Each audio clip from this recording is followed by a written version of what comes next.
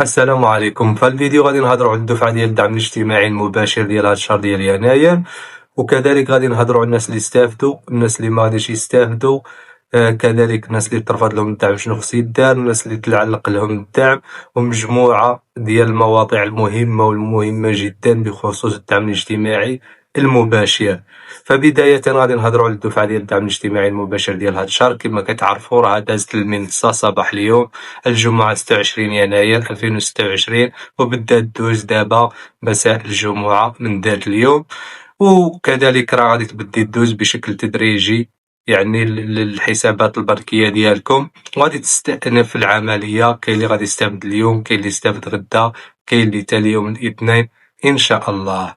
فبخصوص الناس اللي تعلق لهم الدعم هذا الشهر هذا، ديما كنأكدو في كل فيديو كنقول لكم الناس يعني اللي عندهم واجبات الاشتراك اللي كيخلصوا لا سينيسيس عمل شامل عمال غير أجراء، ما دوش 15 في الشهر، خصك تكون خلصت ديما وكل شهر.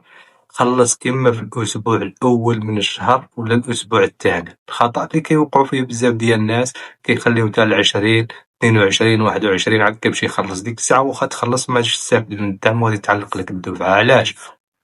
ملي كتخلي تا نهار 20 يعني اللجنة ديال الدعم والمصالح المختصة كيكونوا يراقبوا الوضعية ديال الملفات ديال الناس، واش عليهم ديون، واش ما عندهمش شي رفض، واش إلى غير ذلك.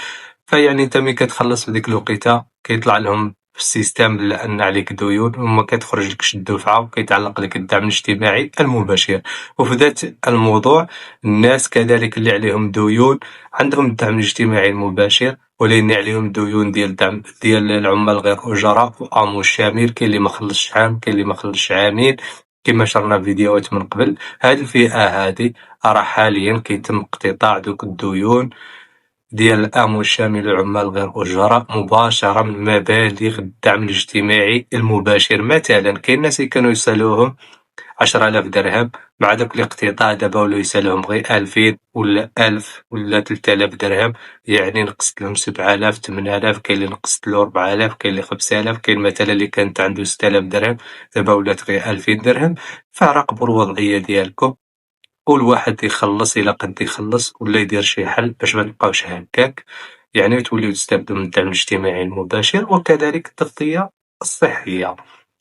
بالنسبة للنقطة الثالثة، الناس اللي توقف لهم الدعم لهذا السبب الواضح قدامكم في الفيديو، كيقولوا لهم يعني لم نتمكن من استغلال بياناتكم البنكية، يعني عندكم مشكل في الحساب البنكي. شنو خصكم ديروا في هذه الحالة؟ في هذه الحالة ضروري تفتح حساب جديد ديال أي وكالة ولا بنكة ولا، وكتدخل المنصة ديال الدعم الاجتماعي المباشر وكدير تغيير ولا إضافة حساب بنكي جديد. كتستنى بعض الأيامات كيتقبل داك الحساب البنكي الجديد وكتوصل بالمبالغ الدعم ديالك. أما بالنسبة للناس اللي ترفض لهم الدعم الاجتماعي المباشر هاد الشهر ولا الشهور اللي فاتوا لهاد السبب الواضح قدامكم الفيديو، كيقول لهم لم تعودوا يعني مسجلين ولا في الأسرة المعنية بالدعم. يعني في هاد الحالة إلا جاك بحال هاد الميساج هذا اللي في الفيديو واضح قدامك، عرف راسك بلا تشطب عليك من الدعم الاجتماعي المباشر أو من السجل الاجتماعي المباشر، السجل الاجتماعي الموحد عفوا. فشنو خصك دير في هاد الحالة؟ خصك ضروري تمشي للمقاطعة تسول علاش تشطبوا عليك، وديك الساعة راه غادي يكون شي سبب خصك تعالجو تما في المقاطعة، وديك الساعة ولي تسجل بالسجل الاجتماعي الموحد من جديد. ومن يخرج لك المؤشر دفع الطلب ديال آمو ودفع الطلب ديال الدعم من جديد باش تولي تستافد من الدعم الاجتماعي المباشر. هادو هما النقاط المهمين واللي بغينا نهضروا عليهم ونرائج أكثر.